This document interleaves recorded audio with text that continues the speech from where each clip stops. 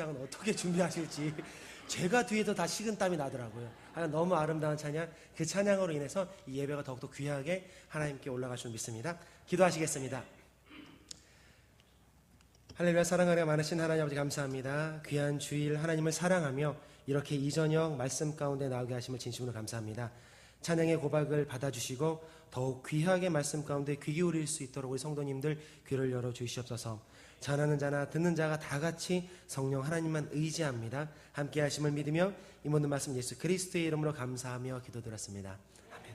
하나님, 지난 한 주일 동안 평안하셨습니까? 지난 한 주일 동안 날씨가 많이 포근해졌죠. 꽃샘 추위 때문에 잠깐 반짝 굉장히 추웠던 기억도 있지만 전반적으로 따뜻했던 것 같습니다. 오늘 낮에는 13도까지 올라간다고 그러더라고요. 그래서 저는 마이 지금 말씀 전할 때 입었습니다. 그리고 계속 벗고 있었는데요.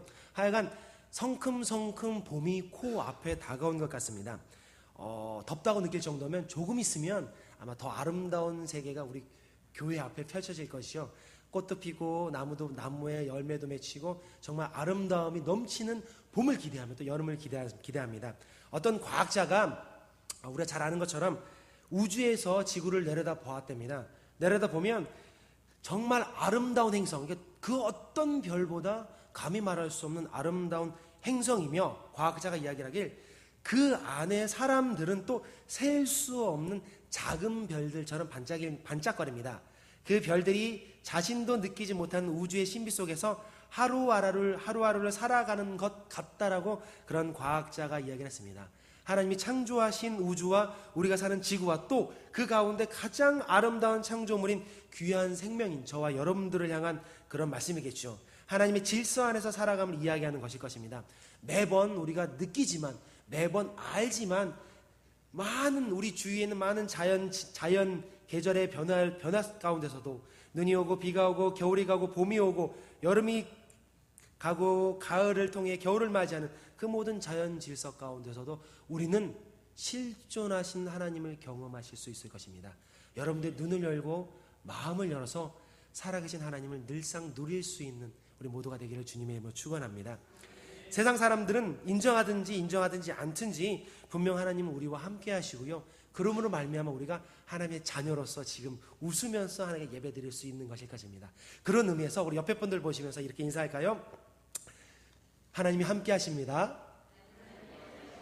하나님이 우리와 함께 하십니다. 하나님이 창조하신 세상 가운데도 함께 하시지만 지금 우리와 함께 하시고 저와 여러분들과 하나님 함께 하심을 늘 잊지 않는 우리 모두가 되었으면 좋겠습니다. 오늘 말씀을 같이 보시겠습니다. 오늘의 말씀은 우리가 잘 알고 있는 사사기 7장 말씀입니다. 기드온과 300명의 용사에 대한 말씀이죠. 말씀의 내용은 여러분들이 너무 많이 들었기 때문에 잘 아실 것입니다. 이스라엘이 사사시대라는 것은 출애굽한 후에 이스라엘의 왕이 없을 때 하나님이 직접 부르고 세우신 사사들을 통해 이스라엘을 다스리던 통치시대입니다. 아마 성경학자들은 250년 정도 이러한 연도가 있었다고 이야기하죠. 그 사사시대 동안 사사들이 활동하던 일은 먼저는 여호와 앞에 악을 행하던 잘못된 이스라엘의 죄를 경책하며 그들이 다시 회개시켜서 하나님께 돌아오는 일들을 사사가 했습니다. 하나님이 징계의 방법으로 그럴 때마다 꼭 이스라엘에게 다른 나라를 통해서 이스라엘 사람들을 회개시키기도 하고요. 이스라엘에게 어려움을 주던 시대가 사사시대입니다. 오늘은 그 사사 기드온에 대한 말인데요. 기드온 사사는 6장 1절에 보시면 이렇게 기록합니다. 이스라엘 자손이 또 동일하게 여호와의 목전에 악을 행함으로 여호와께서 7년 동안 그들을 미디안의 손에 넘겨줬다. 7년 동안 미디안이라는 이방 나라를 통해서 이스라엘 사람들을 계속 어렵게 하나님이 하셨다는 겁니다. 그래서 미디안이 손이 이스라엘을 이긴지라 이스라엘 자손이 미디안으로 말미암아 산에서 웅덩이에서 굴과 산성을 지어 숨어 살았다. 그런 일이 무려 7년 동안 벌어졌다고 이야기를 합니다. 미디안 사람들은 원래 아브라함의 후처 그두라의 자손이고요. 그들은 근동지방에서 거주하는 유목민인데 꼭 다른 나라들이 추수할 때 자신들이 기르던 낙타를 타고 무장을 해서 추수하던 이스라엘 사람들을 쳐들어와 음식을, 모든 곡식을 뺏어가던 나라가 미디안 땅입니다. 미디안으로 인해 힘이 없던 이스라엘 백성들은 산으로 피난하거나 굴로 도망쳐서 무려 7년 동안 어려움을 당하고 있던 때에 하나님이 직접 기드온 사사를 불러 이스라엘을 구원하는 장면들입니다. 우리가 잘 아는 것처럼 6장 11절을 보시면 이렇게 이야기를 합니다. 여호와의 사자가 아비에셀 사람 요아스에게 속한 오브라에 이르러 상수리 나무 아래에 앉으니라. 마침 요아스의 아들 기드온이 미디안 사람들에게 알리지 아니하려 하여 밀을 포도주 들에서 타작하였다. 그때 하나님은 기드온을 불러오셨던 것이죠. 밀을 수확해서 타작하는 것을 보면 그림 보이실까요? 미디안 사람들이 수확해서 타작하는 것을 보아서 또 쳐들어와 뺏어갈까봐 기드온은 저 포도주 틀에 숨어서 몰래 타작을 하고 있는 굉장히 안타까운 상황이었습니다. 그때 여호와의 사자가 기드온을 찾아 불러오셨다는 것이죠. 사사기 7장 15절부터 18절 보시면 명확하게 하나님이 부르시는 모습이 기록되어 있습니다. 기드온이 하나님으로 부르심을 받고 그로 인해 300명의 사람들을 통해 하나님의 백성들로서 세워지죠. 그런 가운데 하나님이 기드온을 큰 용사로 부르시고요, 기드온을 통해 미디안 사람들에게 이스라엘 민족을 구원할 계획을 비춰주셨다는 것이죠. 포도주 틀에서 숨어서 타작을 하던 기드온을 들어 기드온을 통해 7년 동안 압제를 받던 미디안 나라로부터 하나님은 구원할 계획을 가지고 있었다는 것입니다. 오늘 말씀을 통해 제가 여러분들과 살펴보고 싶은 것은 기드온도 아니고요, 미디안도 아니고요, 전쟁도 아니고요, 그 일을 행하셨던 하나님의 행하심과 역사에 대한 것입니다. 그곳에 포커싱을 맞추고 보셨으면 좋겠습니다. 하나님이 미디안 사람들에게 어떻게 기드온을 행하셨고 하나님의 행하심과 역사하심의 방법은 어떤 모습으로 이루어졌는지 오늘 성경 말씀을 통해서 여러분들을 살펴보았으면 좋겠습니다. 첫 번째는 하나님이 우리의 삶 가운데 역사하시는 방법은 오늘 본문에서도 마찬가지고요, 하나님의 역사는 우리의 생각과 방법과 다를 때가 많이 있다는 것을 기억했으면 좋겠습니다. 하나님의 행하심은 우리의 생각과 우리의 방법과 다르게 행할 때가 많다는 것입니다. 성경에 등장하는 많은 인물들을 그들을 통해서 행하셨던 하나님을 살펴봐도 똑같이 하나님을 행하십니다. 오늘 본문 기드온을 부르는 장면 이렇게 기록합니다. 6장 12절에 보시면 제가 읽어드릴게요. 여호와의 사자가 기드온에게 나타나 이르되 큰 용사여 여호와께서 너와 함께 계시다. 그렇게 불렀을 때 13절에 기드온이 하나님께 대답합니다. 그에게 대답하되 오 나의 주여 여호와께서 우리와 함께 계시면 어찌하여 이 모든 어려움 모든 일들이 우리에게 일어났습니까? 또 우리 조상들이 일찍이 우리에게 이르기를 여호와께서 우리를 애굽에서 올라오게 하신 것이 아니냐? 그 모든 것 그런 이적은 없어지고 여호와께서 우리를 버리사 미디안의 손에 고통당하고 있습니까? 왜 하나님은 우리를 버리셨습니까? 그렇게 말할 때 6장 14절 정확하게 하나님은 미디안으로부터 기드온을 부르신 목적을 이야기하셨습니다. 6장 16절에 보시면 여호와께서 그에게 이르시되 내가 반드시 너와 함께 하리니 내가 미디안 사람 치기를 한 사람 치듯이 할 것이다. 포도주들에 숨어서 타작을 하는 기드온을 불러서 내가 너를 불렀고 너와 함께하고 너가 한 사람 치듯이 미디안 모든 사람들을 이기게 할 것이다 라고 하나님은 하나님의 계획을 말씀해 주셨습니다. 하나님은 확실하게 하나님이 기드온을 통해 미디안 사람들을 치며 이스라엘을 구원하실 것을 말씀하셨습니다. 그런데 이상한 것은 이 일을 행하시는 하나님의 방법이 일반적이지 않다는 것입니다. 우리가 일반적으로 생각하는 방법이 아닌 하나님의 방법으로 이 일을 행하셨다는 것이죠. 하나님은 이스라엘 민족을 하나님의 방법으로 이끌어 나가셨다는 것입니다. 오늘 본문 뒤쪽에 보시면 7장 3절에 이렇게 이야기를 합니다. 모든 이스라엘 백성들을 불러 모아서 보아놓고 이제 너는 백성의 귀에 외쳐 이르기를 누구든지 두려워 떠는 자, 전쟁을 하기 위해서 모였던 이스라엘 사람들에게 두려워 떠는 자는 길르앗산을 떠나 돌아가라 하시니 이에 돌아간 백성이 22,000명이다. 또 남은 자가 10,000명 있었다. 7장 4절에 보시면 여호와께서 기드온에게 이르시되 백성이 아직도 많으니 그들을 인도하여 물가로 내려가라. 거기서 내가 너를 위하여 그들을 시험하리라. 내가 누구를 가리켜 내게 이르기를 이 사람이 너와 함께 가리라 하면 그는 너와 함께 갈 것이요, 내가 누구를 가리켜 내가 이르기를 이 사람은 너와 함께 가지 말라 할 것이면 그는 가지 말 것이라 하시니라. 그러면서 이스라엘 백성들을 마지막으로 시험하십니다. 물가에 보내서 보여주실래요? 저렇게 물을 떠먹는 사람, 그냥 전쟁 중에 저렇게 머리를 냇가에 박고 먹는 사람들 다 내비두고 손으로 주위를 경계하며 물을 떠먹는 오직 300명의 사람만 하나님이 불러주었다는 것이죠. 미디안과 아말렉과 동방연합군, 그들과 전쟁하기 위해서 모였던 사람이 아마 12만 명 정도라고 이야기를 합니다. 그들과 싸우기 위해서 지금 병사를 모았고, 그들 가운데 하나님은 2만 2천 명을 돌려보내시고, 또 물을 먹는 모습으로 다 7천 명 돌려보내시고 300명만 9,300명 9,700명 돌려보내시고 300명만 남겨서 그들과 함께 전쟁을 하게 하셨다는 것이죠. 7장 2절에 보시면 하나님이 그렇게 하신 계획은 정확합니다. 하나님의 뜻은 명확합니다. 7장 2절에 보시면 왜 하나님이 그렇게 했는지를 설명합니다. 보실까요? 여호와께서 기드온에게 이르시되 너는 너를 따르는 백성이 너무 많은즉 내가 그들의 손에 미디안 사람을 넘겨주지 아니하리니 이는 이스라엘이 나를 거스려 스스로 자랑하기를 내 손이 나를 구원하였다 할까 함이니라. 그 목적 때문에 너희들 힘 때문에 이 전쟁에서 이겼다, 그것을 없애기 위해서 하나님은 고르고 300명만 남기셨다는 것입니다. 재밌는 것은 하나님이 혹 이스라엘 백성들을 스스로 힘으로 그 전쟁에서 이겼다함을 자랑하지 못하게 하기 위해서 다 이렇게 하셨다고 하지만, 생각 있는 사람이면 생각해 보십시오. 사실 이 말씀도 절대 일반적이지 않다는 것입니다. 제가 아까 말씀드린 것처럼 미디안뿐만 아니라 아말렉과 동방 사람들이 모여서 이스라엘 사람들을 싸우기 위해서 모였습니다. 그 숫자가 무려 12만 명입니다. 그런데 그 12만 명과 싸우기 위해서 모인 이스라엘 사람들은 3만 2천 명병이 되지 않았다는 것이죠.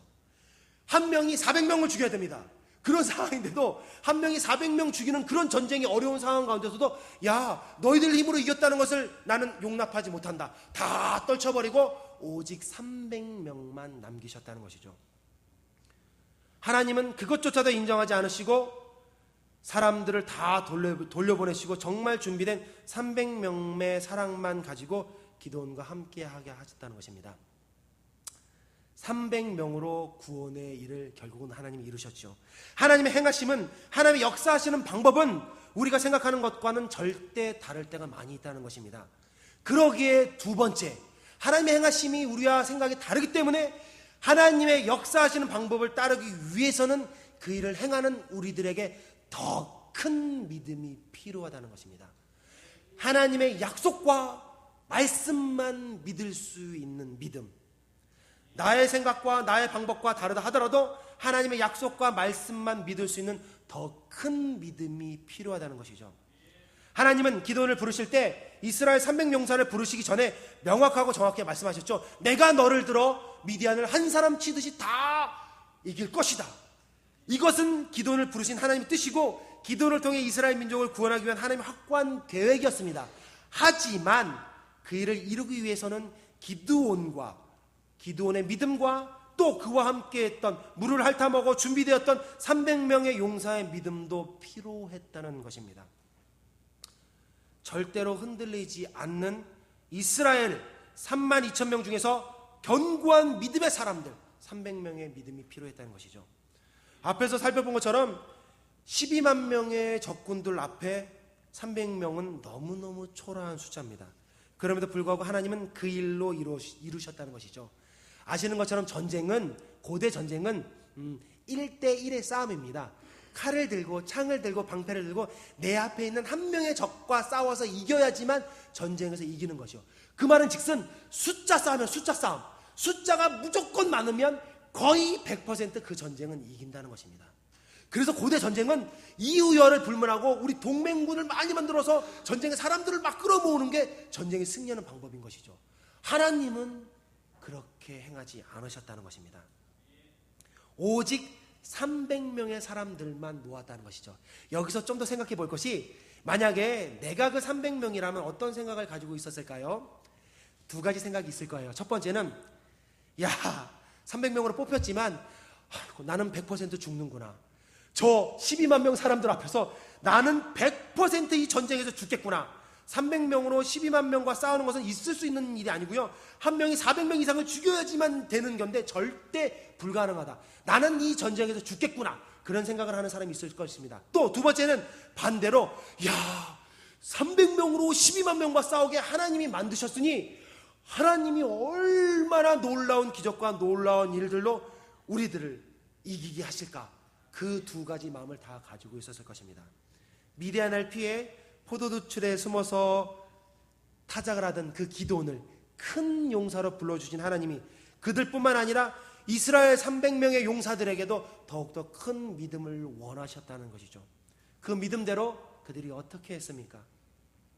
그 큰 믿음대로 믿음의 용감이 순종해야 하나님의 역사를 이룰 수 있었던 것입니다. 세 번째죠. 그 믿음에 순종하는 것. 순종해야지만 하나님의 역사를 이룰 수 있게 되는 것입니다. 아무리 믿음이 있고 용감하다 할지라도 순종이 없으면 그것은 거기서 끝날 수밖에 없습니다.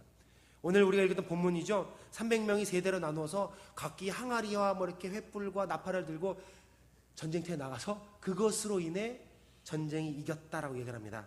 결국 그것으로 인해 하나님은 하나님의 방법으로 세상 가운데 이스라엘 민족을 구원해 주셨다는 것이죠. 순종함으로. 사랑하는 늘사랑교회 성도 여러분, 여러분들은 여러분들을 향한 하나님의 역사심을 지금 이루며 살아가고 계십니까? 하나님의 약속을 믿고 하나님의 행하심을 믿고 또 나의 생각과 나의 뜻과 나의 방법과는 좀 다르다 하더라도 온전히 하나님의 약속을 믿고 말씀을 믿고 순종하시며 살아가고 계십니까? 우리의 생각, 우리의 고정관념, 우리의 방법과 다른 하나님의 방법들, 거기에 여러분들의 생각을 맞추어 하나님의 역사하심에 순종하여 살아가고 계십니까? 오늘 제가 말씀을 준비하면서 이런 생각이 들었습니다. 오늘 말씀의 제목이 엉뚱한 하나님이에요. 엉뚱하다는 말뜻은 보여주시면 알겠지만, 엉뚱하다는 말뜻은 사람이 보통 생각하고 여기는 것과 다르다, 아주 다르거나 또 터무니없이 다른 것을 엉뚱하다라고 이야기를 합니다. 보통으로 생각하는 것과 아주 다르고 터무니없는 것.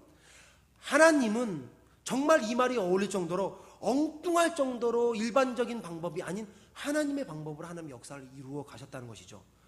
세상에 300명으로 항아리와 횃불과 나팔로 이런 것으로 12만 명의 사람들 앞에서 전쟁한다는 것, 그 자체가 있을 수도 없고요, 그렇게 계획하신다는 것조차가 우리가 상상할 수 없을 정도의 일을 하나님은 엉뚱할 정도로 그 일을 행하셨다는 것이죠. 그러면서도 한편으로 나는, 내가 기드온이라면, 내가 300명의 용사라면 그 엉뚱한 하나님을 믿고 믿음을 가지고 순종하며 달려갈 수 있을까라고 제 자신을 돌아봤다는 것입니다. 사람들에게는, 저뿐만 아니라 모든 사람들에게는 고정관념이라는 것이 있습니다. 또 습관, 관습 등이라는 게 있죠. 고정관념을 보여주실까요? 고정관념이라는 뜻은 어떤 집단이나 사회적 범주 안에서 구성원들 전형적인 특징, 구성원들이 가지는 그 사회 집단 안에서 가지는 생각입니다. 고정된 생각. 이것은 선천적인 원인이 아니라 우리가 살아가면서 배우게 되는 고정관념이 있다는 것이죠. 또 관습 보여주실까요? 관습은 어떤 사회에서 오랫동안 지켜내려와 그 사회의 성원들이 널리 인정하는 질서와 풍습입니다. 또 습관이 있죠. 습관은 어떤 행위를 오랫동안 반복하여 저절로 내게 익혀진 모습들을 습관이라고 이야기한다는 것이죠. 이 모든 것들이 하나님의 역사를 이루는데 방해가 된다는 것입니다. 제가 앞에서 살펴본 하나님 엉뚱하시다, 하나님 역사를 정말 이상하게 하신다라고 살펴본 이유가 그겁니다. 왜냐하면 우리가 하나님의 일을 이룸에 있어서 나의 고정관념과 나의 습관과 나의 간섭 때문에 하나님의 일을 함에 있어서 순종하지 못할 때가 많이 있기 때문인 것입니다. 왜냐하면 내가 생각하기에 이거는 하나님이 이렇게 하시지 않을 거야. 하나님이 하시게 돼도 이스라엘 사람들 300명이 아니라 이스라엘 사람들뿐만 아니라 다른 많은 사람들을 더 모으기 위해서 12만 명보다 훨씬 많은 사람들을 모이게 해서 그것들로 그들을 물리치게 하실 거야. 이런 생각이, 이런 관습이, 이런 고정관념이 우리들 삶 가운데 뿌리 박혀 있다는 것입니다. 신앙생활하는 가운데서도 100% 여러분들이 하나님의 역사를 이루지 못한 원인은 내가 가진 고정관념, 내가 가진 습관, 내가 가진 관습에 하나님을 메어서 하나님의 역사하심을 방해하기 때문인 것입니다. 사랑하는 성도 여러분, 하나님의 역사하심에 순종하는 여러분들이 되었으면 좋겠습니다. 그러기 위해서는 먼저 말씀을 믿으시고 말씀 가운데 믿음을 더하시고 믿음 가운데 순종하며 나의 모든 생각들을 하나님의 역사하심에 내려놓을 수 있는 우리 성도 여러분들이 되기를 간절히 축원합니다. 쉽지 않을 것입니다. 쉽지 않겠지만 그렇게 우리가 하나님 앞에 나아갈 때 하나님은 하나님의 방법으로 정말 엉뚱하게 하나님의 방법으로 하나님의 역사를 이루어 가신다는 것입니다. 결론은 이겁니다. 기드온을 불렀고 기드온이 부른 그대로 하나님은 이스라엘 민족을 통해서 300명을 통해서 미디안 12만 명의 모든 사람들을 한 큐에 다 이겨주셨다는 것입니다. 하나님의 방법으로 항아리와 횃불과 나팔의 힘이 있는 것이 아니라 그 일을 명하시고 그 말씀에 순종하는 믿음이 힘이 있었던 것이죠. 그 믿음으로 나아갈 수 있는 우리 모든 성도 여러분들이 되었으면 좋겠습니다. 나의 생각과 하나님의 생각은 다릅니다. 나의 방법과 하나님의 방법은 다릅니다. 그럼에도 불구하고 하나님은 하나님의 방법으로 우리를 이끄시고 하나님의 방법으로 우리를 통해 우리의 믿음을 통해 우리의 순종을 통해 이루어 나가시길 소망하신다는 것이죠. 오늘 우리 새신자반이 졸업하죠. 여러분들이 신앙이 있는 분도 계시고요. 아니면 처음 신앙을 가져서 또 말씀 가운데 들어가시는 분들이 계실 것입니다. 여러분들이 꼭 기억하셨으면 좋겠습니다. 하나님은 나의 생각에 머물러 계시지 않습니다. 하나님의 역사하심은 우리의 삶 가운데 미쳐지는 모든 하나님의 역사하심, 그 역사하심과 행하심은 하나님의 방법으로 여러분들을 통해 이루어 가신다는 것이죠. 그러기에 먼저는 나의 모든 생각들, 내가 가진 모든 관습과 습관과 나의 모든 고정관념들을 하나님의 말씀 앞에 내려놓으시고요. 그 말씀 가운데 믿음을 더하시고 믿음으로 순종의 걸음을 걸어갈 수 있는 우리 모든 늘사랑교회 성도님들 되기를 주님의 이름으로 간절히 축원하십니다. 그러면 여러분들을 통해 하나님은 정말 엉뚱한 방법으로, 정말 상상할 수 없는 방법으로 여러분들 삶 가운데 하나님은 하나님의 방법으로 그 역사를 이루실 것을 저는 믿어 의심하지 않습니다. 그 믿음 가운데 나아갈 수 있는 우리 모두가 되기를 주님의 이름으로 간절히 축원합니다. 기도하시겠습니다.